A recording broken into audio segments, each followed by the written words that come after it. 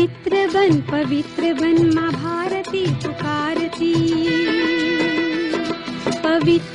पवित्र बन माँ भारती पुकारती। पवित्रता के बल से ये देश बना महान था। पवित्रता के बल से ही तू देवता महान था। भक्त मंदिरों में अब उतारे जिनकी आरती। भक्त मंदिरों में अब उतारे जिनकी आरती। पवित्र बन माँ भारती पुकारती। पवित्र बन माँ भारती पुकारती।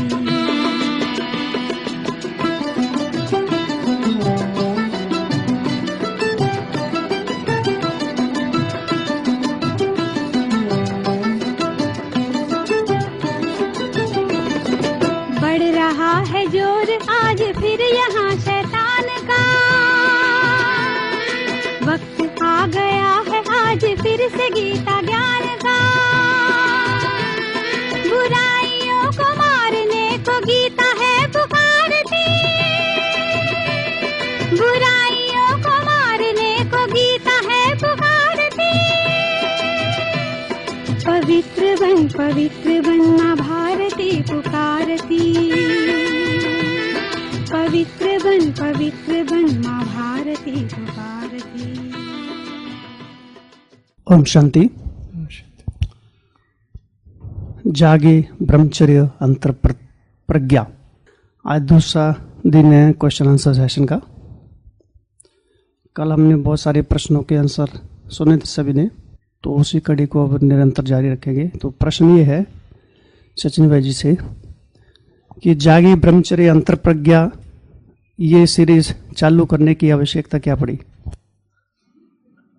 यदा यदा ही धर्मस्य ग्लानिर्भवतु भारत।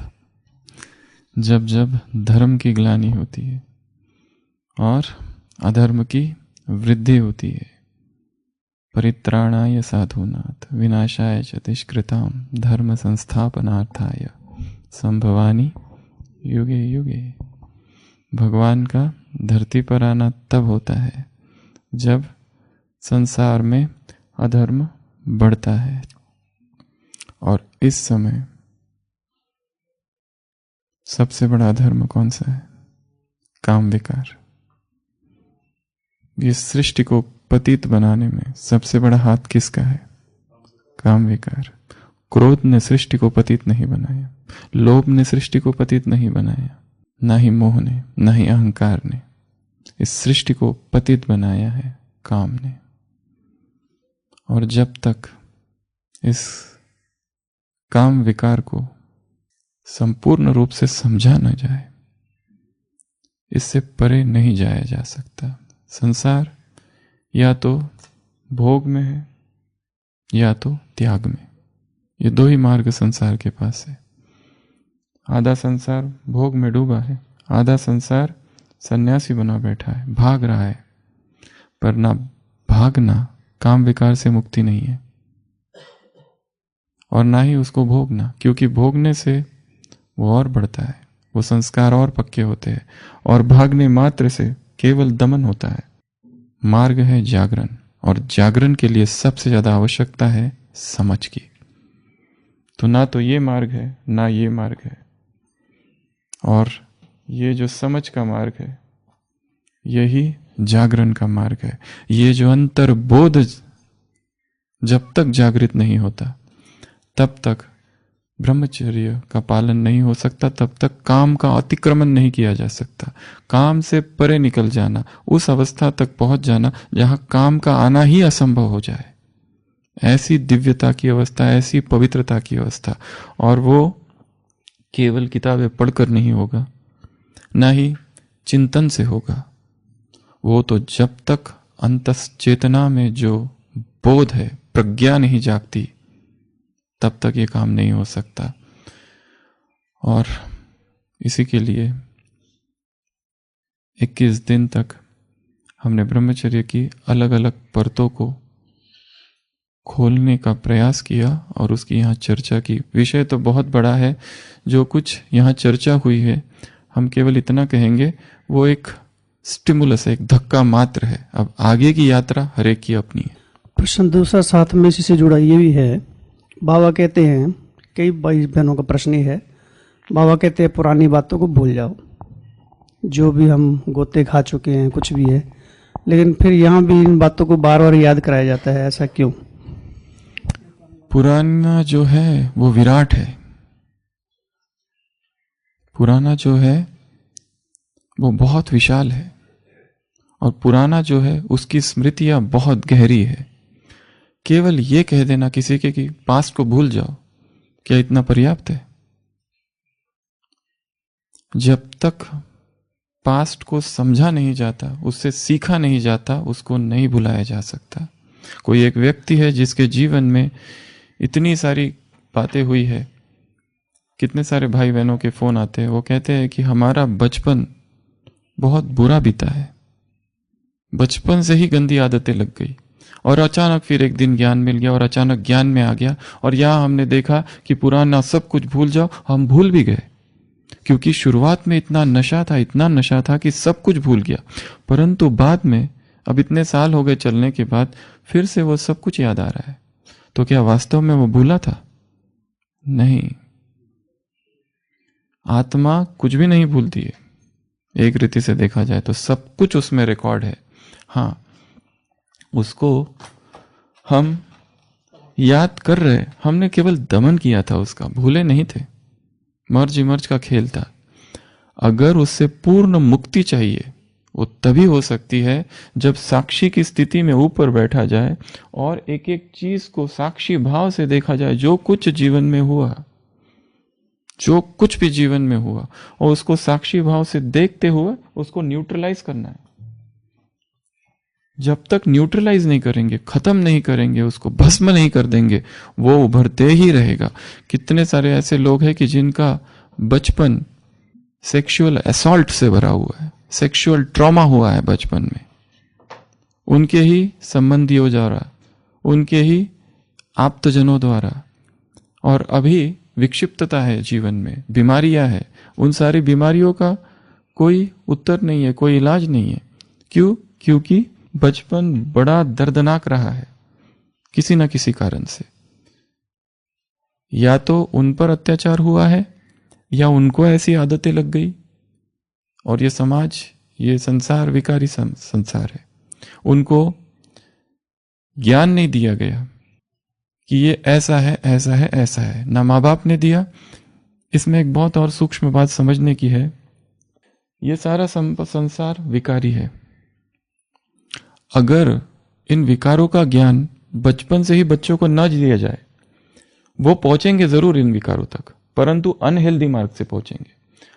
एक ये भी कहा जा सकता है कि ब्रह्मचर्य की चर्चा क्यों होती है, क्योंकि इन क्लासेस में ऐसे ऐसे शब्द और ऐसी ऐसी बातें डिस्कस की कि जो नए नए लोग हैं जिन्होंने कभी सुना ही नहीं था ये सब, अब यहां से सुनने के बाद उनमें इसमें इच्छा उत्पन्न हुई है क्या है जानने की। अभी तक विकार थे ही नहीं मन में, ये सुना तो जागृत हुआ कि ये है क्या। परंतु इस मार्ग से जानेंगे ना, ये हेल्दी मार्ग है जानने का। अगर इस मार्ग से नहीं जानेंगे तो जानना तो है ही उनको, परंतु जब वो जानेंगे अपने मित्रों के द्वारा तो अनहेल्दी मार्ग से जानेंगे। पहुंचेंगे तो काम तक जरूर पहुंचना ही है उनको। अभी 10 साल का कोई बच्चा है, उसे कुछ खबर नहीं है, तो वो भी काम विकार तक पहुंचेगा ही। कहां से पहुंचेगा? हम कितना भी उसको ज्ञान योग की शिक्षाएं दे, परंतु उसके दोस्त ऐसे हैं, वो जिस स्कूल में जाता है वो वायुमंडल ही वैसा है, वो जो गीत सुनता है वो गीत ही वैसे है, उसको पहुंचना काम विकार तक है ही। तो क्यों ना हम उसको पहुंचाए इस हेल्दी मार्ग से, एक ऐसे समझ के मार्ग से कि वो इस हेल्दी मार्ग से, हेल्दी सेक्स एजुकेशन से, यहां से वो जब पहुंचेगा ना तो वो समझ के साथ पहुंचेगा। फिर वो उतना विकारी नहीं बनेगा, विकारी तो बनने का ख्याल ही नहीं, वो तो अब ये सोचेगा कि ये बहुत बड़ी गंदगी है, इससे मुझे मुक्त होना है। पर जब वो इस मार्ग से जाएगा तब उसके मन में उसके प्रति घृणा नहीं है, क्योंकि उसने किसी से सुना नहीं है, तो वो सीधा वही सब करने लगेगा। इसलिए एक तो पास्ट की बात कही हमने, ये दूसरी बात बताई, ये भी उतनी ही महत्वपूर्ण है, उसी से जुड़ी हुई। और रही पास्ट की बात, तो पास्ट को इतना आसानी से खत्म नहीं किया जा सकता। बीती सो बीती, रात गई बात गई, फुल स्टॉप लगा दो, 1 सेकंड में फुल स्टॉप लगा दो। लगा क्या किसी का आज तक? नहीं लगा है। किसी के जीवन में लगा? कोई पत्नी है, उसके पति ने उसको छोड़कर दूसरी शादी कर ली और फिर पत्नी ज्ञान में आई और वो लव मैरिज था और यहां पर वो एकदम ज्ञान में तीव्र पुरुषार्थ कर रही है, अपने पति को भूली है। 10 साल उस पति से इतना प्यार किया उसने, सब कुछ उसके लिए लुटा दिया। आज उसी पति ने किसी और से शादी कर ली, इसके जिंदा रहते, और ये फिर ज्ञान में आई और फिर ज्ञान में सुनती है 1 सेकंड में फुल स्टॉप लगा दो। और वो जो उसका पति है और वो अपने पत्नी के साथ ज्ञान में उधर चालू है और वो भी खुश है। ऐसा भी नहीं कि वो दुखी है इसकी वजह से, और इसको खबर आती रहती है कि उन्होंने ब्रह्मा भोजन रखा है। ये तो और ज्यादा दुख है। एक तो ये था कि भाई वो अज्ञानी है, वो माफ कर दो उसको, वो छोड़ो, विकारों के कारण शादी की, विकारों के कारण नहीं, वो भी ज्ञान में चल पड़ रहा है उधर, और वो दोनों ज्ञान में चल रहे हैं और बहुत खुशी खुशी से और तीव्र पुरुषार्थ कर रहे हैं, और वो स्टेज पे तो दुख। अब लगाओ फुल स्टॉप। अब क्या सोचे? अब पहले तो ये सोच के सुखी थे कि भाई वो अज्ञानी है, वो विकारी है, उसको हमने छोड़ दिया, अच्छा हो गया, छूट गया, झंझट छूटी। पर झंझट कहां से छूटी? अब तो हमारे ही सेंटर में उसी को चीफ गेस्ट बनाया है, सामने वो बैठा है और योग करा रहा है। अब क्या करे? कल्याणकारी तलाक हो गया। इतना आसान नहीं है किसी को माफ करना या किसी से माफी मांगना। जीवन कटुता से भरा हुआ है, कड़वाहट से भरा हुआ है।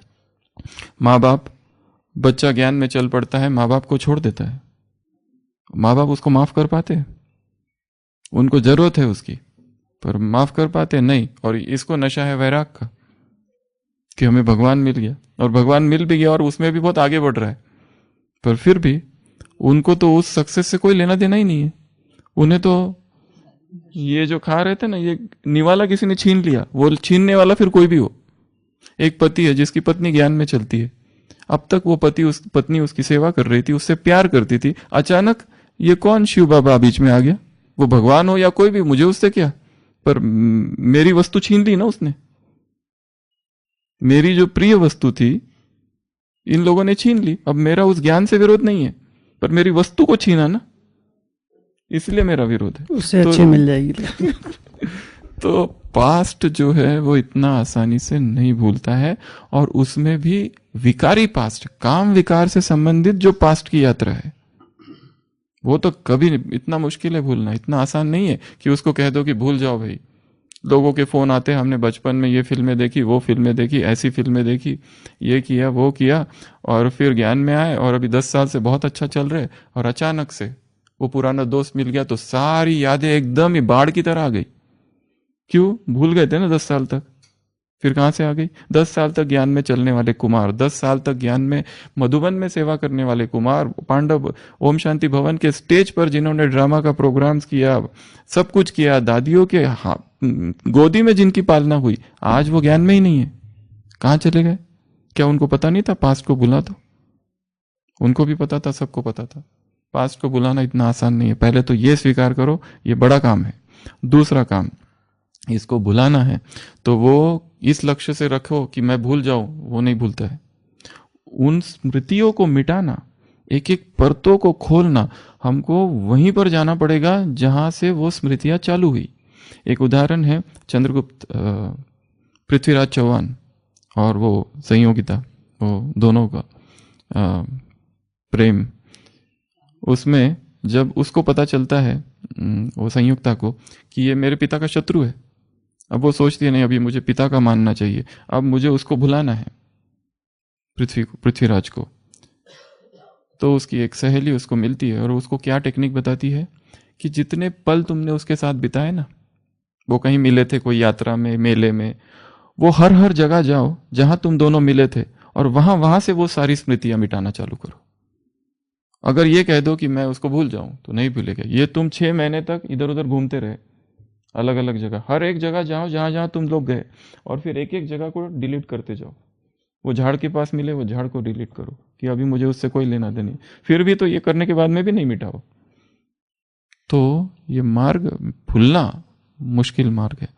पहले ये स्वीकार करो, हाँ अगर इसको भूलना है तो एक ही विधि है, अमृत वेला साक्षी अवस्था में स्थित होना और अपने सारे जीवन की घटनाओं को देखना, एक एक एक चीज को डिलीट करते जाना कि ये हुआ है, इसे मैं स्वीकार करता हूं, डिलीट, ये हुआ है, इसे मैं स्वीकार करता हूं, डिलीट, न्यूट्रलाइज करते जाना शक्तियों से।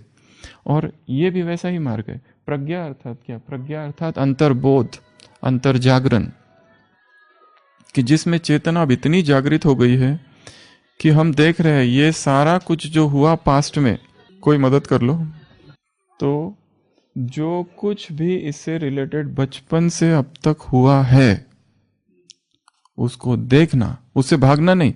शुतुरमुर्ग पता है क्या करता है? शुतुरमुर्ग ऑस्ट्रिच मेंटालिटी कहते हैं उसको इंग्लिश में। ऑस्ट्रिच मेंटालिटी क्या होती है? उधर से देखा कोई संकट आ रहा है, वो क्या करता है? एकदम बालू में अपना मुंह डुबो देता है, मतलब मैं सेफ हूं, मुझे कुछ नहीं हो रहा, मैंने कुछ नहीं देखा। कबूतर भी बिल्ली को देखता है, आंखें बंद कर लेता है, बिल्ली है ही नहीं, मैं बहुत अच्छा हूं, सेफ हूं, मुझे कोई कुछ नहीं कर रहा है।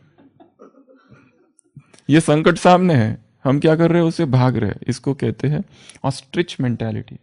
ये शुतुरमुर्ग वाली मेंटालिटी नहीं चाहिए। यहां तो जो कुछ हुआ है जीवन में उससे डरना नहीं है, क्योंकि डरे कि वो चीज मेरे जीवन में आई, अब उससे रिलेटेड जो भी चीजें हैं वो सब ट्रिगर्स है, मुझे फिर से याद दिला देती है।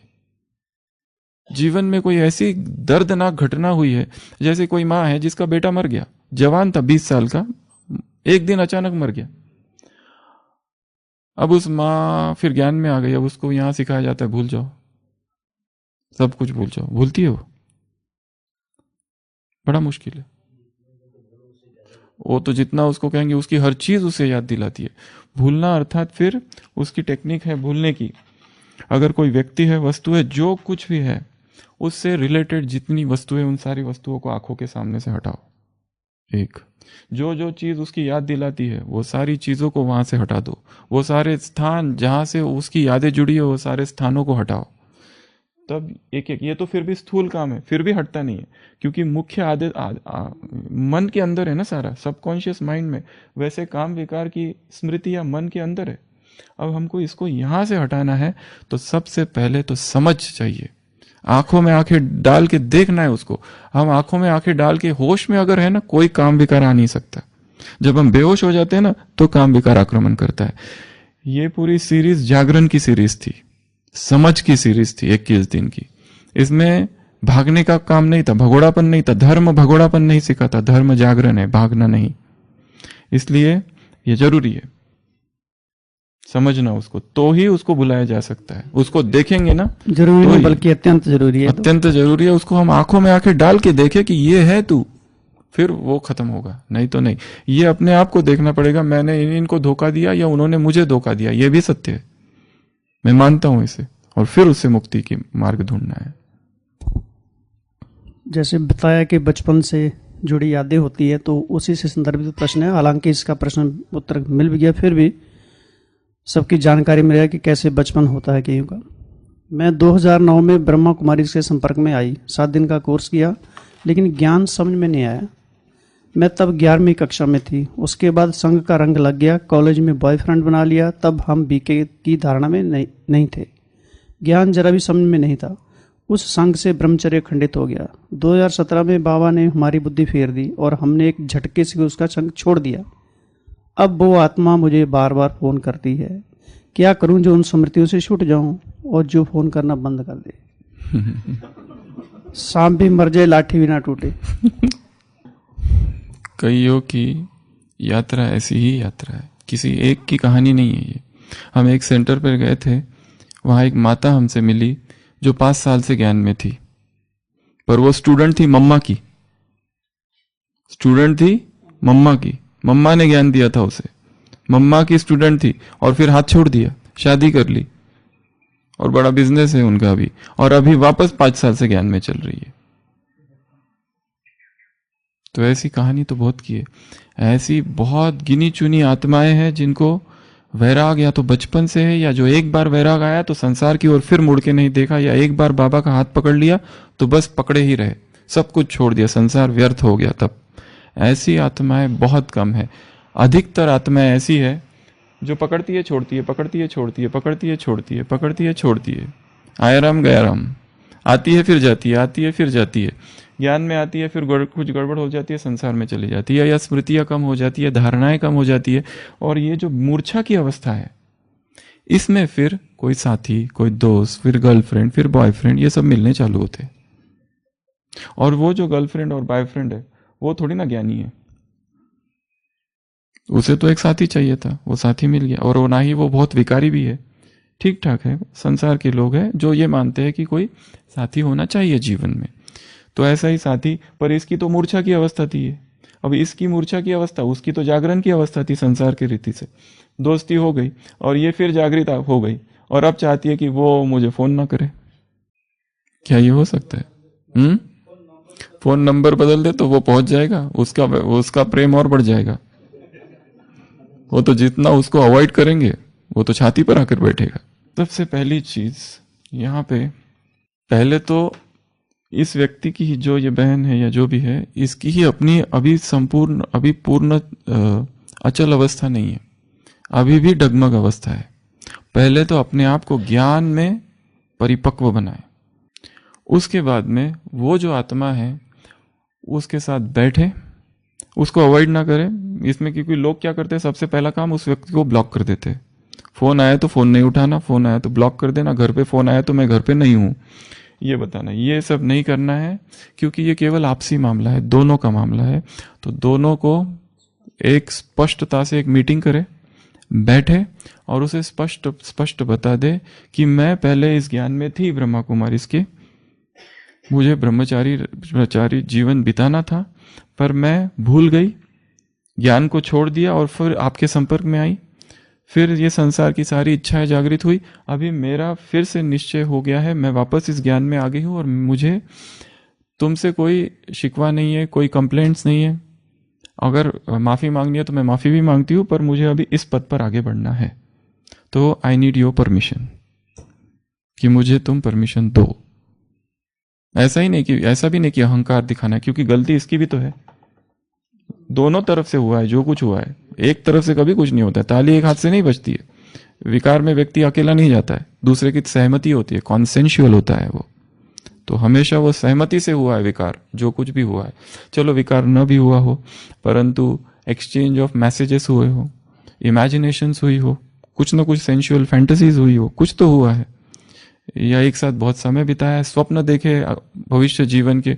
अब ये सारी प्रोसेस में सबसे ज्यादा दुखी तो वो व्यक्ति है। ये तो, इसको तो भगवान मिल गया वापस, या ज्ञान में आ गई, ये ज्ञान का परिवार मिल गया, पर उसका क्या?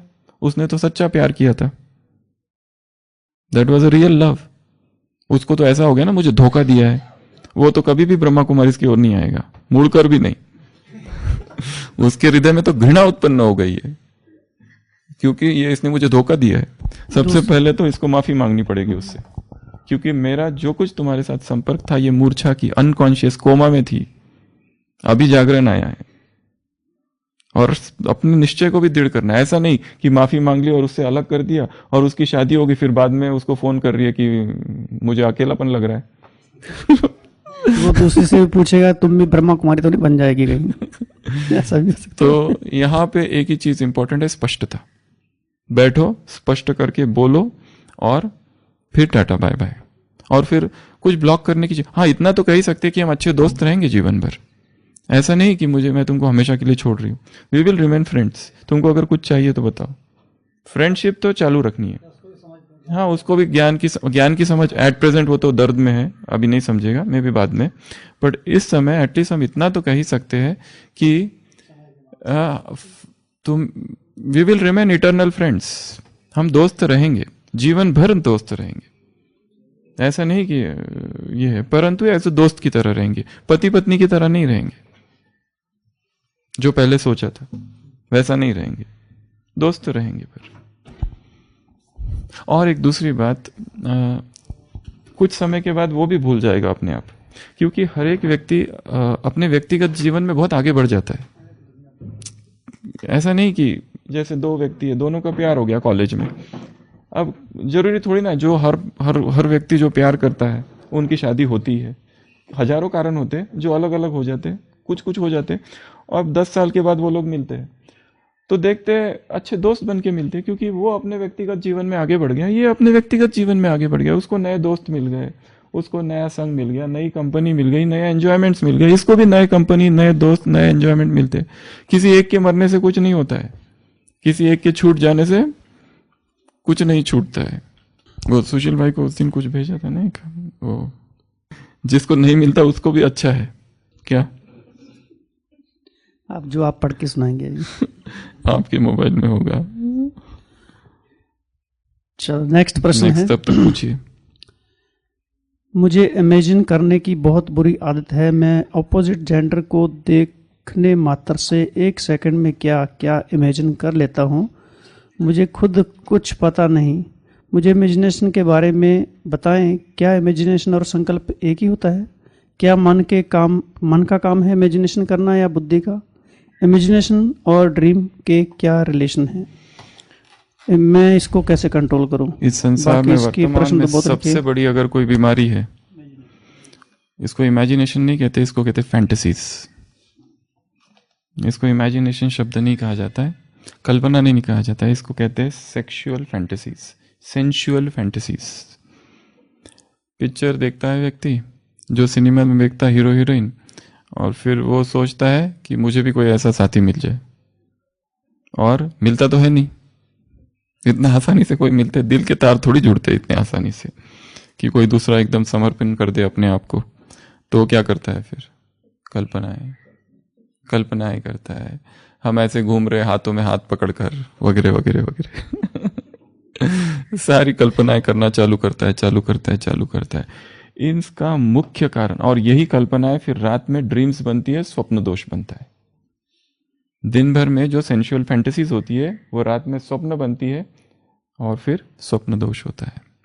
इसको कैसे जीते? क्योंकि ये कहाँ हो रहा है? संकल्प के तल पर हो रहा है। और एक चीज, ये जो सेक्सुअल फैंटेसीज है ये अनलिमिटेड है, इसकी कोई भी लिमिट नहीं है। व्यक्ति किस हद तक जाकर सोच सकता है, कल्पना कर सकता है। फिर वो, क्योंकि यहां पे व्यक्ति वस्तु बन जाता है, फिर वो ऐसा व्यक्ति अगर ज्ञान में चलने वाला है और उसको इसकी आदत पड़ जाए, तो वो सामने बहन जी जो है उसके बारे में भी हजारों चीजें सोच लेगा, और सोचने के बाद तुरंत उसको आत्मग्लानि होगी कि ये मैंने क्या सोच लिया। और केवल उसके बारे में ही नहीं, जो जितनी स्त्रियां उसको दिखेगी, या अगर ये फीमेल्स में बीमारी है, ये दोनों तरफ है, ऐसा नहीं कि केवल भाइयों की बीमारी है, बहनों की भी अगर ये बीमारी है, तो जितने पुरुष है उनके बारे में वो बहुत कुछ सोच लेगी। वो जितनी 8 बातें हैं काम विकार की, वो सारी कुछ अंत तक, लास्ट तक, देखना, स्पर्श करना, सब कुछ वो सब कुछ सोच लेता है व्यक्ति। क्यों सोचता है ये? सबसे पहले तो ये समझना है ये सोचता क्यों है। उसके भी वही सारे 14 कारण हैं। काम विकार की तरफ आकर्षण क्यों होता है? क्योंकि फुर्सत है, क्योंकि खालीपन है, क्योंकि रिक्तता है, एंटरटेनमेंट चाहिए, प्लेजर मिलता है, और ये सोचने मात्र से शरीर में उत्तेजना होती है। इमेजिनेशन और एक्चुअल एक्ट में जो सुख है वो सेम है, रादर एक्ट में कम है, इमेजिनेशन में ज्यादा है। क्रिया का सुख इमेजिनेशन के सुख से कम है। जो सोच लेता है व्यक्ति उसमें वो ज्यादा सोचता है, वो उसको ज्यादा सुख मिलता है वहां पर। सोचना मना वर्क डन, एक्ट फुलफिल्ड, और उसमें उसको इमेजिनेशन में ज्यादा फुलफिलमेंट मिलती है। यहां तो कई बार वो फ्रस्ट्रेट हो जाता है, क्योंकि उसने जितना एक्सपेक्ट किया था उतना उसको सुख यहां नहीं मिलता है। मेल फीमेल बोथ, दोनों ने जितना सोचा था कि शारीरिक संपर्क से जितना सुख प्राप्त होगा, एक्चुअल संपर्क के बाद उतना उनको मिलता नहीं है। वो वहां तो फ्रस्ट्रेशन आ जाता है। इसलिए कई लोग खाली इसी को ज्यादा इंपॉर्टेंस देते, कहते हैं यही करते रहो, बस इमेजिनेशन करते रहो। ये भी एक कारण है कि इसकी आदत पड़ जाती है। दूसरा एक कारण है दमन हो रहा है। तीसरा एक कारण है कि ज्ञान की पूरी समझ नहीं है, ज्ञान को पूरा नहीं समझा है। और ये यूजुअली कैदियों में बहुत देखा गया है। सैनिक अपने परिवार से दूर है, बॉर्डर्स पे है, उनमें ये ज्यादा देखा गया है। कुमार कुमारियां जिन्होंने ब्रह्मचर्य व्रत धारण कर लिया, एकदम कम आयु में एकदम से आ गए और सन्यासी बन गए। दुनिया भर के जितने आश्रम है, उसमें जितनी सन्यासिनी और सन्यासी नहीं, वो उनमें ये ज्यादा देखा गया है। क्यों? क्योंकि ये उनमें कम है, जो गृहस्थी है उनमें बहुत कम होगा ये, क्योंकि वो गुजर चुके हैं उस फेज से, वो निकल गए वहां से, वो सारे विकारों से निकलकर इधर आ गए बाहर। इसके लिए उनको पता है वो सब में कुछ रस नहीं है। पर ये जो जिन्होंने अनुभव नहीं किया उनको लगता है हाँ इसमें बहुत रस है, ये तो बहुत अच्छा टीवी में दिख रहा है कैसे गीत गा रहे हैं हाथों में हाथ पकड़ के। हमको भी कोई मिल जाए ऐसे जिसके हाथ में हाथ पकड़ के हम भी गीत गाए, वो मिलता कोई नहीं। हाँ जो जा चुके वो दुखी है। तो लड्डू खाए वो भी दुखी, नहीं खाए वो भी दुखी। वो वाली हालत होगी। ये जो बीमारी है, अब इससे मुक्ति कैसे पाए? सबसे पहले तो समझना है ये एडिक्शन है। जैसे तंबाकू, बीड़ी, सिगरेट, पान मसाला ये सारा कुछ है, वैसे ये भी है। और जिसको इसकी आदत पड़ गई, ये जैसे ही कमरे में जाएगा, बिस्तर पर जाएगा, ये चालू हो जाएगा। क्योंकि ये सबके सामने नहीं होता, ये डिपार्टमेंट में नहीं होगा, ये मधुबन में नहीं होगा, ये सेवा करते समय नहीं होगा, ये कम होगा अपने कमरे में होगा अधिक से अधिक। तो सबसे पहले ये समझना है ये क्या है, एक एडिक्शन हो गया है मुझे। और एडिक्शन के लिए मुक्ति अगर चाहिए तो पहले स्वीकार करो, आई एम एडिक्ट। जैसे वो स्वीकार करते हैं ना, I am a drug addict, cigarette addict, ये सेक्स एडिक्शन है। पहले तो इसको स्वीकार करो, जब तक इसको स्वीकार नहीं करेंगे इससे मुक्ति नहीं हो सकती। First step. सेकंड स्टेप, जो भी खाली समय है उसको क्रिएटिव एक्टिविटी से भर देना है। कौन से समय, किस स्थान पर और किस परिस्थिति में ये इमेजिनेशन चालू होता है। अगर एक व्यक्ति को ही देखकर चालू होता है तो सबसे पहला काम उस व्यक्ति को देखना ही नहीं। वो व्यक्ति उधर से आता है, तुम उधर से निकलो, क्योंकि उसी बहन को, उसी भाई को देखकर ये चालू होता है। तो फर्स्ट टाइम उतना करना पड़ेगा कि उस भाई को देखना ही नहीं, क्योंकि उस भाई को देखते ही वो चालू हो जाता है। वो कितना भी सोचो, जिसके प्रति एडिक्शन हो गया है उससे मुक्ति नहीं होती है। इतना आसान नहीं है। बीड़ी, सिगरेट, तंबाकू जैसे नहीं छूटता वैसे ये भी नहीं छूटता। ये तो सबसे महा एडिक्शन है। उसकी तो लोग खुलेआम घोषणा करते हैं कि भाई मुझे बीड़ी से छूटना है, कुछ उपाय बताओ। इसकी कौन करता है? इसको कोई स्वीकार करता है? सब कहते हैं मैं योगी हूं, मैं तपस्वी हूं, मैं तो ज्ञान में चलता हूँ, श्रीमत पे चलता हूँ, अमृत वेला उठता हूँ, मुरली क्लास जाता हूँ, ट्रैफिक कंट्रोल करता हूँ, ब्रह्मा भोजन खाता हूँ, दिन भर सेवा करता हूँ, नुमा शाम का योग करता हूँ, रात में चार्ट लिखता हूँ। चार्ट लिखने के बाद क्या करते हो? ये करते हैं। चार्ट से बाहर रहता है। क्योंकि ये जो है ये ब्राह्मण जीवन के परे की सत्ता है। इसमें जो पावर है वो इससे बाहर है। ये तुम्हारा कुछ भी इस पे टच ही नहीं कर रहा है, ना तुम्हारा अमृत वेला यहाँ टच कर रहा है, ना तुम्हारी मुरली यहाँ तक जा रही है। क्योंकि मानस का वो हिस्सा है सबकॉन्शियस माइंड का कि जहां पे तुम्हारा कोई भी पुरुषार्थ टच नहीं कर रहा है। क्यों नहीं टच कर रहा है? क्योंकि हम स्वीकार ही नहीं करते कि हमारा ये विकार है।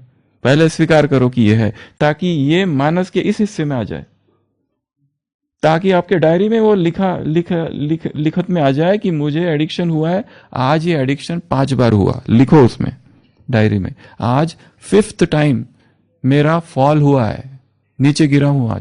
आज 5 बार दृष्टि विकारी हुई है। किस बहन को और किस भाई को, उसका नाम भी लिखो वहां पर। खतरा है ये सब प्रोसेस में। ये मार्ग ही खतरे का है, मुक्ति का। तो पहले तो स्वीकार करो। दूसरा, जो भी खाली वक्त है उसको भर दो। तीसरा, जिस व्यक्ति की वजह से होता है उसको ब्लॉक कर दो, उसको देखो ही नहीं, उससे कांटेक्ट ही हटा दो। और दूसरी बात, ये वाली चीज जो हो रही है ना, ये दूसरों से मिलके चर्चा करके नहीं होती है। ठीक जैसे वो पहली अवस्था में कहा ना, स्पष्ट दोनों मिलके चर्चा करो, क्योंकि उसमें दोनों इन्वॉल्व थे। इसमें तुम अकेले इन्वॉल्व हो। अगर हम किसी को कहे कि तुमको देखकर मुझे ऐसा होता है, तो वो कहेगी क्या, मैं क्या करूं फिर? ये तुम्हारी प्रॉब्लम है, तुम देखो। इसमें किसी और को इन्वॉल्व नहीं करना है। हाँ, महात्मा गांधी के बायोग्राफी में, जीवन चरित्र में एक ये लिखा हुआ है कि पति पत्नी आए और वो पति कहता है कि मेरी पत्नी विकारी है और मैं धार्मिक जीवन बिताना चाहता हूँ, क्या करूं मैं? क्या मैं वेट करूं कि वो धार्मिक बन जाए और फिर हम दोनों साथ साथ चले हाथ पकड़ के, या फिर मैं आके निकल जाऊं और उसको छोड़ दूं? तो महात्मा गांधी ने वही कहा है कि तुम उसके लिए वेट नहीं कर सकते, तुम छोड़ दो उसको, तुम आगे निकल जाओ, वो तुम्हारे पीछे पीछे आ जाएगी। तो ये भी मार्ग ऐसा ही है। इसमें आपको किसी के लिए वेट नहीं करना है, ना ही किसी से डिस्कस करना है। अपना मार्ग समझ लो, इस व्यक्ति की वजह से हो रहा है, उसको हटा दो। फिर उसको बुरा लग रहा है, उसकी चिंता नहीं करो, क्योंकि वो है तो मित्र ही ना, है तो साथी ही, है तो जान पहचान वाला। अब तक तुम बात करते थे, अब अचानक बात करना बंद कर दिया। अभी मैं रोज सुशील भाई से मिलता हूँ और एक दिन उनको देख के इधर मुंह करके जाता हूँ। तो अब उनको क्या पता कि भाई हमारा तुम्हारे बारे में ऐसा ऐसा हो रहा है। मैं एकदम तुम्हारे जो घुंघराले बाल है उसको देखकर ही मुझे आकर्षण होता है। अब मैं क्या, बाल ही उतर गए, आकर्षण खत्म हो गया। अब मैं उससे बचने के लिए ये कर रहा हूँ। इसमें तुम्हारा कोई रोल नहीं है, ये तो मेरे अंदर के विकार है जिससे मैं लड़ाई कर रहा हूँ। खुद की प्रॉब्लम है, ये मेरी प्रॉब्लम है, ये तुम्हारा कुछ भी नहीं है इसमें रोल। तो ये सब मेथड से हटाना है उसको। नेक्स्ट। अब नेक्स्ट प्रश्न है ये, मैं जीवन काल के लिए ब्रह्मचर्य का पालन करना चाहता हूँ। मैं एक लड़का हूँ और मुझे लड़कियों के बजाय लड़कों के प्रति आकर्षण महसूस होता है। होमोसेक्सुअलिटी। मुझे लड़कियों के लिए कोई दिलचस्पी नहीं है। मुझे ज्यादातर समय लड़कों के संपर्क में आना पड़ता है। मेरी आंखें अपराधी हो गई हैं। मुझे अपने कॉलेज में भी शारीरिक संपर्क में आना पड़ता है। हो सकता है शारीरिक टीचर हो ये। अब इससे कैसे मुक्त हूँ, क्या प्रयास करूँ? चाहे पुरुषों के प्रति आकर्षण, स्त्रियों के प्रति आकर्षण, ये एक अलग प्रकार की समस्या है। पर कई भाइयों को, बहनों को इस तरह की प्रॉब्लम्स है। बहनों को भी प्रॉब्लम्स है, भाइयों को भी प्रॉब्लम्स है, जिनको आकर्षण, समलैंगिकता, इसको कहते हैं होमोसेक्सुअलिटी, गे जो होते हैं, लेस्बियन। तो ये जो लेस्बियन कहो या गे कहो, इनको आकर्षण सेम सेक्स के प्रति होता है, सेम जेंडर के प्रति आकर्षण होता है। अच्छा लगता है हाथ मिलाना, गले में हाथ डालना वगैरह वगैरह वगैरह। हाँ, इवन मेल्स और इवन फीमेल्स में भी ये होता है, दोनों तरफ होता है। कॉन्सेप्ट सेम ही है दोनों तरफ, चाहे उधर हो रहा है या इधर हो रहा है।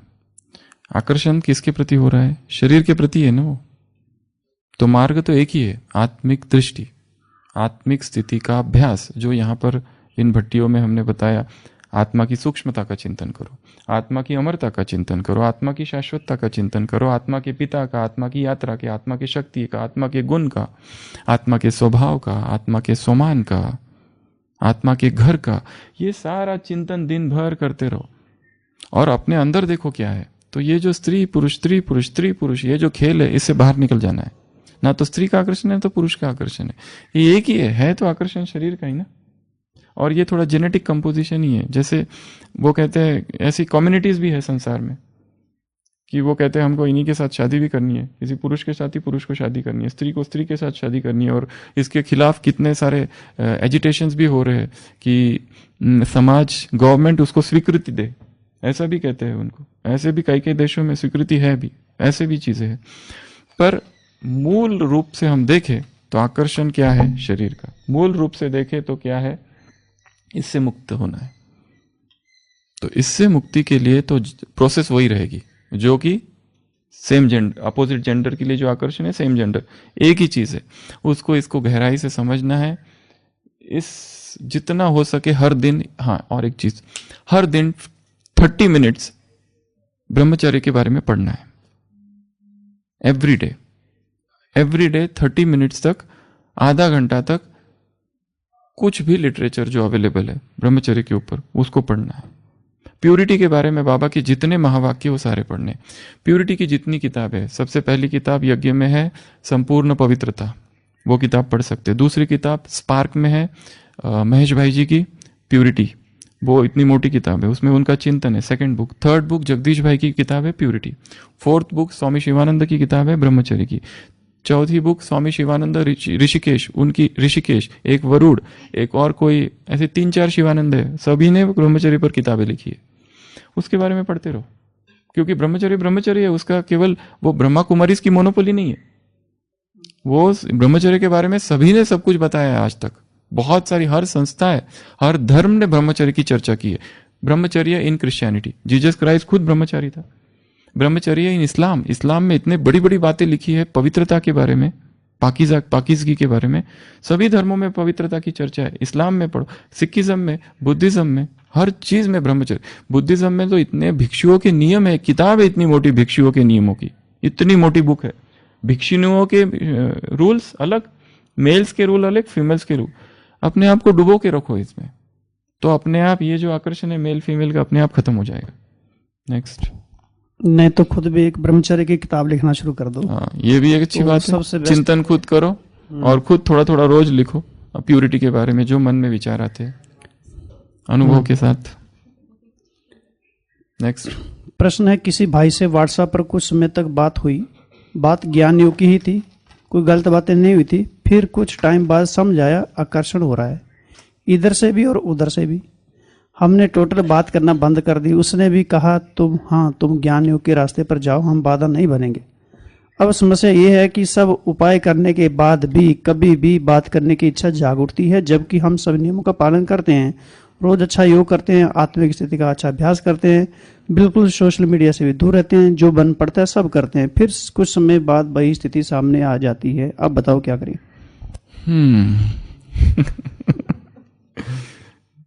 जहां पर भी दमन किया जाएगा वहां पर उभर के बाहर निकलेगा। हम ये कहेंगे इस केस में रोज बात करें, बात करना बंद नहीं करना। बात करना बंद करेंगे तो कुछ दिन अच्छे बीतेंगे और कुछ दिन के बाद पुरानी यादें बाहर आएगी। रोज बात करें, पर कौन सी बात करें? ज्ञान की बात करो। रोज बात करो, कौन सी बात करो? तपस्या की बात करो। रोज बात करो, पूछो एक दूसरों को कि आज कितना घंटे तुम याद में बैठे, आज कैसी तपस्या की, यही चर्चा करें। बस लक्ष्य रखना है, दोनों मिलकर एक व्रत ले 3 मास का, 3 मंथ्स व्रत, और रोज लिखे आज का पहला दिन सफल रहा 1/180, 3 मास का, 6 मास का या 90 दिन का, जैसे भी आज का दिन हमारा पवित्र रहा। दोनों को लक्ष्य रखना है कि हमको हमारे दोनों के संबंध पवित्र बनाने, क्योंकि दोनों तपस्वी है, दोनों ज्ञानी है, दोनों योगी है, और फिर भी गलतियां हुई। और सबसे पहले इसको बहुत बड़ी बात नहीं मानना है कि ऐसा कैसे हो गया, ऐसा क्यों हुआ, क्योंकि मूर्छा की अवस्था में जो कुछ होता है यही होता है। अब जागरण आ गया ना, अब मैं यहां बैठा हूं, अब मैं यहां बैठ के सोचूं कि मैं अंधेरे में था, इस कमरे में पहले अंधेरा था, कैसे अरे अभी प्रकाश है ना, अब अंधेरा का क्यों सोच रहे हो? अंधेरा खत्म हो चुका है, अब प्रकाश है, अब अंधेरे का सोचना बंद करो, अब प्रकाश में हो ना, केवल अब लक्ष्य रखो प्रकाश में रहना है, अब मुझे अंधेरे में नहीं जाना है। ये पश्चाताप करना कि भाई हमने ऐसा क्यों किया, हमारा तो इतना पवित्र था, फिर हमने ऐसा क्यों किया, ये भी दुख है, ये पश्चाताप है, ये पीड़ा है, ये उनको उभरने नहीं देगा। इसलिए सबसे पहला फर्स्ट थिंग, एक दूसरे का मोबाइल ब्लॉक न करे। दूसरी, बात करना बंद न करे। तीसरा, टाइम फिक्स करे बात करने का कि सुबह 9 बजे बात करेंगे, बस उसके बाद नहीं। और रात में, हाँ, और एक चीज, 6 बजे के पहले बात कर लो, और 6 बजे के बाद 8 बजे के बाद बात नहीं करना, क्योंकि रात का जो समय है ना, चांदनी रात वाला, ये बड़ा टेम्पटिंग टाइम है। सूर्यास्त से पहले भोजन और सूर्यास्त से पहले प्रेम वार्तालाप 6 बजे से पहले भोजन और 6 बजे से पहले बातें। ये 6 बजे वाला नियम जो है ना, बहुत अच्छा है। उधर सूर्यास्त हो गया, अब भोजन को देखना ही नहीं, मुंह भी नहीं देखना भोजन। ये नियम जो है ना बहुत अच्छा है। अब जो नहीं कर सकते वो एटलीस्ट 7 बजे तक कर दो, जो वो नहीं कर सकते 7:30 का कर लो, बस 7:30 ठीक है। मधुबन के लिए 7:30 बेस्ट है। जो बाहर रहते हैं, ये चलो एक इनडायरेक्ट पॉइंट है उससे रिलेटेड, परंतु सोने से 4 घंटा पहले भोजन पूरा हो जाए। इसमें बहुत सारे वैज्ञानिक तत्व है, बहुत सारी बातें हैं। क्यों ऐसा है? क्योंकि ये जब होगा ना तो नींद सतो प्रधान होगी। ये जब होगा ना, अमृत वेला अपने आप आंख खुलेगी। 2-2:30 बज गए, आंख खुल गई, किसी ने जगाया नहीं, कोई अलार्म नहीं, अलार्म बाद में बज रहा है, पहले आप उठ रहे हो। ये करोगे तो अपने आप 14 घंटा का, 12 घंटा का फास्टिंग अपने आप हो रहा है। और फास्टिंग स्टेज सतो प्रधान अवस्था है। फास्टिंग स्टेज विधि है तीव्र पुरुषार्थ की। भरा पेट कभी पुरुषार्थ नहीं कर सकता। पुरुषार्थ के लिए बुद्धि और पेट दोनों खाली चाहिए। तो ये नियम बना दो 6 बजे। कई सारे संस्थाएं, धार्मिक संस्थाएं, उनका रात का भोजन क्या है पता है? नींबू पानी, दैट्स इट। 5 बजे नींबू पानी मिलेगा, उसके बाद सन्यासियों को कुछ नहीं मिलता खाने को। हाँ, दोपहर में पेट भर के खाओ। सुबह तो नाश्ता ऐसा बढ़िया बनता है, जितना खाना है खाओ, पर रात शाम का भोजन होता है 5:15, फिनिश इट बाय 6। 6 के बाद में अपने कमरे में कुछ नहीं रखने का, सन्यासियों के नियम है ये। 6 बजे के बाद नॉट अलाउड। केवल एक धर्म के कितने सारे संस्था, हम खुद कितने सारे मठों में घूमे हैं संसार भर के, एक एक संस्था में रहे हैं, केवल गए नहीं, रहे हैं, वहां का जीवन देखा है उन लोगों का, इतनी सारी संस्थाओं में। 6 बजे के बाद हमको तो इतनी भूख लग गई, एक बार एक इधर थे, अरे तो कुछ मिलता है क्या? और 5 बजे भी जो मिला वो मुरमुरा, उससे क्या कुछ, जैसे कुछ गया ही नहीं। नींबू पानी, ये कोई भोजन है? बस वो कहते हैं यही भोजन है। तो रात का भोजन जो हो, जूस कर दो, सूप कर दो, लिक्विड्स कर दो, 6 बजे पूरा कर दो, दैट्स इट। उसके बाद में मुंह भी नहीं, भोजन को देखने का ही नहीं, बिल्कुल। दरवाजा बंद, लॉक्ड, ये लॉक कर दो यहाँ मुंह में, मुंह पर। अच्छा, जो नहीं कर सकते 7 बजे कर दो। पर बेस्ट है कि सूर्यास्त, क्योंकि सूर्य और हमारी जो जठराग्नि है, डाइजेस्टिव, उसका बहुत ज्यादा कनेक्शन है। वो तो लोग 12 बजे भी खाते हैं, 1 बजे भी खाते हैं, वो तो सब कुछ खाते हैं, वो तो उसमें कोई दिनचर्या ही नहीं है। बट बेस्ट है 6 o'clock finish the dinner, dinner before sunset. और जो नहीं कर सकते मधुबन 7 बजे कर लो, जो नहीं कर सकते 7:30, पर धीरे धीरे पीछे जाओ, वो बाद में। नेक्स्ट, कल भोजन पर विस्तार पर चर्चा की जाएगी, तो सुनने के लिए थोड़ा शक्ति रख के आना। अब नेक्स्ट छोटा सा प्रश्न है, बाबा कहते हैं काम विकार आदि मध्यम दुख देता है कैसे? ये तो बहुत बड़ा चिंतन का विषय है। आदि मध्य अंत, सबसे पहला चालू करते हैं। द्वापर की शुरुआत से दुख देता है, द्वापर के मध्य, सृष्टि के मध्य में दुखता है, कलयुग के अंत में। यह है आदि मध्य अंत, एक। दूसरा शादी के पहले, शादी और शादी के बाद यहाँ पे इमेजिनेशन चालू हो जाता है, कोई मिलेगा ड्यूरिंग शादी एंड पोस्ट शादी, ये दुख देना चालू ही रहता है। फिर क्रिया, काम विकार की क्रिया से पहले भी एक्साइटमेंट, क्रिया में भी एक्साइटमेंट, और क्रिया के बाद भी एक्साइटमेंट। आदि मध्य अंत, क्रिया के आदि मध्य अंत, शादी का आदि मध्य अंत, ये जो सेक्सुअल फैंटेसीज बात कही उसके भी आदि मध्य अंत। क्योंकि ये इमेजिनेशन करने से पहले भी पार्श्वभूमि तैयार होती है मन की, कि अभी मैं इमेजिनेशन करने जा रहा हूँ, यहाँ दुख की अवस्था चालू हो जाती है। क्योंकि इसमें क्या डिजायर है, और डिजायर ये फुलफिल नहीं होने वाली, क्योंकि व्यक्ति है ही नहीं, मन में हो रहा है ना इमेजिनेशन। तो हर डिजायर दुख देती है, क्योंकि फुलफिल होती नहीं है वो, करते समय भी दुख और करने के बाद में भी दुख, क्योंकि ये सारी प्रोसेस में आदि मध्य। तो सेक्सुअल फैंटेसीज की आदि मध्य अंत, काम विकार का आदि मध्य अंत, द्वापर का आदि मध्य अंत, शादी का आदि मध्य अंत, और बनाने हैं तो आप चिंतन कर सकते हैं जीवन का आदि मध्य अंत। क्योंकि काम विकार केवल काम वासना नहीं है, काम विकार कामना भी है, इच्छाएं दुख देती है। कोई भी इच्छा हो, कोई भी, कैसी भी, इवन सेवा, एक प्रोग्राम रखा जिसमें हमने लक्ष्य रखा 100 लोग आने चाहिए, 50 आए, दुख हुआ, कामना रखी ना, ये भी काम नहीं है। नेक्स्ट प्रश्न है, ब्रह्मचर्य यंग एज में भंग हुई तो क्या 108 की माला में फर्स्ट क्लास में आ सकते हैं? ऐसे प्रश्न हाँ, आ सकते हैं, यदि अभी से संपूर्ण ब्रह्मचर्य का पालन किया जाए। एक पल, 1 मिनट भी ब्रह्मचर्य जीवन का, अभी का, आगे का जो पास में हो गया, अभी उसका ज्यादा चिंतन नहीं करो। अब ये सोचो कि आगे मुझे क्या पुरुषार्थ करना है, आगे फिर से वो न टूटे छूटे, ये ज्यादा लक्ष्य है, रादर देन ये जो है ना 108 में आना है, किस में आना है, ये सब क्यों सोच रहे हो? ये दुख देगा ये सोचोगे तो, क्योंकि इसमें कंपटीशन आ जाती है, फिर जेलसी आ जाएगी, सब कुछ आ जाएगा। हम देख रहे हैं दूसरा जो मेरे से पीछे है वो आगे जा रहा है, ये सब सोचना ही नहीं है कि कर्मण्येवाधिकारस्ते मा फलेषु कदाचन, ये क्यों सोच रहे हो? रिजल्ट ओरिएंटेड सोच, परिणाम, सफलता तो सहज परिणाम हो हमारे पुरुषार्थ का, हमें उसकी चिंता भी नहीं है कि आएगी कि नहीं आएगी सफलता, अपने आप। यहाँ अभी केवल लक्ष्य ये नहीं है कि 108 में आना है कि नहीं, लक्ष्य ये है कि जो ब्रह्मचर्य भंग हुआ वो दोबारा भंग न हो, जो गलती एक बार की वो गलती पुनः न हो, इसे कहा जाता है तीव्र पुरुषार्थ। ये सोच रहे मतलब भंग होने की संभावना बहुत ज्यादा दिख रही है कि ऐसा, मतलब बेचे ही नहीं है, और वो बेचे ही नहीं, फिर से ब्रह्मचर्य भंग कराएगा। नेक्स्ट, पवित्र रहते 7 साल हो गए हैं, युगल ज्ञान में नहीं चलता, अब 3 साल से पवित्रता पर बहुत झगड़ा करते हैं, घर का सामान भी बेच दिया है युगल ने। मैं सिलाई करके घर का खर्चा चलाती हूँ, मेरी स्थिति डाउन हो रही है, अब मुझे भी उल्टे संकल्प चल रहे हैं, कृपया समाधान दें। इतनी हिम्मत रखी है कि सिलाई कर रहे, खर्चा चलाते घर के खुद, पवित्रता के लिए। ये तो पहले शाबाशी जो पवित्रता के लिए इतना कुछ करे, सबसे पहले तो प्रभु प्रेम उनको तो प्राप्त होना ही है, भगवान का आशीर्वाद प्राप्त होना है। जो ब्रह्मचर्य के लिए, पवित्रता के लिए सब कुछ सहन करते हैं, ऐसी आत्माएं बाबा को बहुत बहुत प्रिय है। परंतु प्रिय होने का मतलब ये नहीं है कि उनको सहन नहीं करना पड़ेगा, उनको वो परीक्षा से गुजरना ही पड़ेगा। अब क्या किया जाए? कल भी हमने इसकी चर्चा की थी, शुभ भावनाएं रखो, सकाश दो, वो सब कुछ करो, पर जब सब कुछ करने के बाद में भी ठीक नहीं हो रहा है तो एक ही मार्ग बच जाता है, अलग हो जाओ।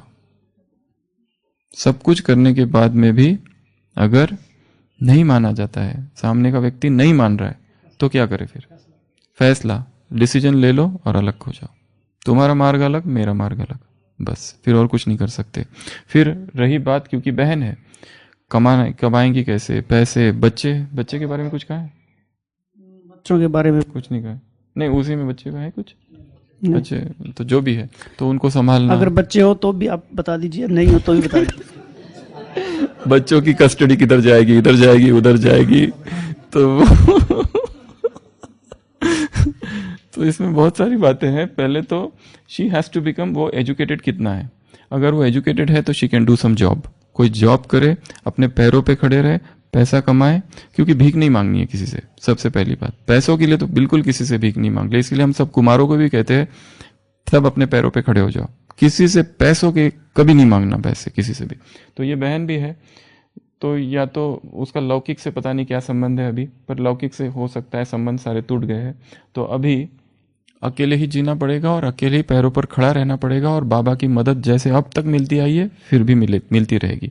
और शायद उसका यही पुरुषार्थ देकर उसका युगल एक दिन प्रभावित हो जाए। पर अगर सब कुछ कर लिया है तो divorce is the last method, अलग हो जाओ, फिर कुछ नहीं कर सकते आप। उसको अच्छे से बैठो, बात करो, तुम अलग मैं अलग, मुझे इस मार्ग पर चलना है, पहले वो भी चले थे, अब तुम्हारी मर्जी, तुमको जो करना है, शादी करनी है शादी करो, जो करना है करो, पर मैं अभी पार्टनर नहीं हो रह सकती विकार में, एटलीस्ट। एक छोटा सा प्रश्न और है, फिर हम क्लोज करेंगे आज। मेरे युगल 4 साल से गायब हैं, तब से मैं ज्ञान में आ गई। मैं अब अपने जुगल के बारे में नहीं सोचती, लेकिन कुछ नटखट चित्र संबंधित काम बेकार मुझे परेशान करते हैं। स्वप्न आते हैं, जब भी मैं सुनती हूँ कि किसी की शादी होने वाली है तो मुझे अपने बेकारी दृश्य याद आते हैं। इससे कैसे बचे? ये वही वाली बात है जो पहली थी, स्मृतियाँ, पास्ट स्मृतियाँ, जो हमने उस क्लास में कहा था कि 14 जो बातें आकर्षित कराती है काम की तरफ, उसमें सबसे पावरफुल क्या है? पुराने भोग की स्मृतियाँ, पास्ट मेमोरीज, ये सबसे पावरफुल चीज है। इनसे मुक्त होना इतना आसान नहीं है। इसकी विधि वही है कि इसकी एक एक परतों को खोलना है। वो जो कुछ किया है पास्ट में, पास्ट लाइफ में जो कुछ भी किया है, वो कितना व्यर्थ था, उसकी व्यर्थता को समझते ही उससे मुक्ति होगी। उसको दबाने से मुक्ति नहीं होगी। उसको देखना है, पर कब देखना है? दिन भर नहीं, अमृत वेला साक्षी अवस्था में। अमृत वेला साक्षी अवस्था में जो कुछ जीवन में हमने किया है उसको देखना है, और केवल उतना ही समय देखना है। और कब देखना है? अमृत वेला जैसे 4 बजे चालू हो रहा है, 4:45 तक अमृत वेला है, उसके बीच में देखना है, जैसे 4:15 से लेके तो 4:30 तक। केवल इसी अवस्था में जहां हम संपूर्ण साक्षी स्थिति में हैं, उस अवस्था में वो सारे दृश्य देखने अपने जीवन के, चाहे काम विकार के हो, कोई भी हो, और देखना है ये था, ये था, ये था, अब न्यूट्रल करते जाओ, न्यूट्रलाइज करते जाओ, और मैं उससे मुक्त होती जा रही हूं। मतलब हम वो अपने आप ला नहीं रहे, अपने आप नहीं आ रहे, हम ला रहे उसको जबरदस्ती अपनी आंखों के सामने। और रोज जो अपनी आंखों के सामने देखोगे उसमें इंटरेस्ट खत्म हो जाएगा। फिर वो इतना परेशान नहीं करेगा, क्योंकि हम ये काम नहीं करते। कौन लाना चाहेगा उसको? और ज्ञान वाला व्यक्ति तो बिल्कुल, यहाँ तो सिखाया ही हो जाता है कि फुल स्टॉप लगा दो, हम उसको दबा देते हैं सीधा, और फिर इसलिए दिन भर में निकलते रहता है वो। ये तो वैसा है कि ये पति जो है अगर आ जाए, सपोज आज ही 4 साल के बाद, फिर तो विकारी जीवन फिर चालू हो जाएगा। फिर वो ज्ञान का क्या हो गया जो ज्ञान में आए थे? क्योंकि दमन हो रहा है ना। रुचि चलो नहीं भी है रुचि, परंतु स्मृतियां बहुत गहरी है, और वो स्मृतियां अभी भी शरीर में वही हलचल क्रिएट करती है जो तब की थी। केवल स्मृतियां ही शरीर में वही हलचल क्रिएट करती है जो तब उस समय एक्चुअल क्रिया में की हुई थी। इसीलिए यह इतना आसान नहीं है। तन बदन में वही सुख अब भी मिलता है, केवल कल्पना से, जो सुख 4 साल पहले मिला था। और ये ज्ञान उसके सामने व्यर्थ हो जाता है, ये योग उसके सामने नतमस्तक खड़ा रहता है। कुछ भी योग का कोई सामर्थ्य ही नहीं रहता है, क्योंकि स्मृतियों में जो पावर है, क्योंकि स्मृतियों का शरीर के तल पर अनुभव है, ज्ञान योग का शरीर के तल पर कोई अनुभव नहीं है, तो फिर वो ज्यादा पावरफुल हो गए। इसीलिए अमृत वेला देखना है, पूरी जागरण की अवस्था में जो कुछ किया है हर रात को देखो, ये स्पष्टता से देखो, और ये भी सोचो कितना व्यर्थ था, कितना व्यर्थ था। जब चीजों की व्यर्थता का ज्ञान हो जाता है तब उससे मुक्ति होती है, तब तक मुक्ति नहीं होती है, नहीं तो दमन होता है केवल। ओम शांति। तो हमने 2 दिन की इस सीरीज में देखा, और इसका निष्कर्ष यही कहेंगे कि इससे हमको भागना नहीं है, पीठ नहीं दिखानी है, बल्कि इसका सामना करना है। जितने भी हमको विधियां, मेथड बताए गए हैं, उनके ऊपर अगर हम पूरा प्रयास करेंगे, मुख्य रूप से बताया कि उनसे छूटने के लिए ज्ञान योग के जी जितने भी सारे हमारे पास विधियां हैं उनको पूरा झोंक देना है, लगा देना है, तो हम ब्रह्मचर्य की चोटी पर पहुंच सकते हैं। तो हमारा पवित्रता का सकाश जाएगा। नहीं तो मैं पवित्र आत्मा हूं और अंदर में कुछ और है, तो पवित्रता का सकाश नहीं जाएगा और अपने अंदर गिल्ट कॉन्शियस पैदा होती रहेगी। तो ये सारे जो मेथड देखे हैं, इनको हमको एक दिन में समझ आने वाले नहीं है। ऐसा नहीं कि सीरीज पूरी होगी और हम सब समझ गए हैं। हो सकता है एक क्लास भी अब कभी पूरी बुद्धि में नहीं बैठी हो। इतनी सारी विधियां, कभी 14 बातें, कभी 7 बातें, कभी 2 बातें, कभी 13 बातें, कभी 12 बातें, ये सब बार बार इसको हमको जितना भी हमको टाइम मिले, हमारा टाइम वेस्ट नहीं होना चाहिए। टाइम सबसे बड़ा हमारा खजाना बाबा कहते हैं। तो इस टाइम का हमको पूरा फायदा उठाना है, और समय पर परिस्थिति हम देख रहे हैं किस दिशा की संसार ओर जा रहा है, और हम सब के ऊपर बहुत बड़ी यज्ञ की बाबा की जिम्मेवारी है हमारे ऊपर कि बाबा को हम प्रत्यक्ष कैसे करेंगे, हमारी चाल चलन से। और इस ज्ञान को हमको केवल बुद्धि तक नहीं रखना, शारीरिक स्तर पर लाना, क्योंकि शारीरिक की स्मृतियां कहा ना बहुत बुद्धि में रहती हैं। तो बहुत सारी बातें हमने सुनी, देखी। धन्यवाद, बहुत बहुत धन्यवाद सचिन भाई का। प्रश्नों का फिर से उतरेंगे। ये धन्यवाद हमने पूरा नहीं दिया, अभी असली वाला बाद में देंगे। ओम शांति। कल प्रश्न उत्तर जो रहेंगे सारे भोजन से संबंधित रहेंगे। ओके।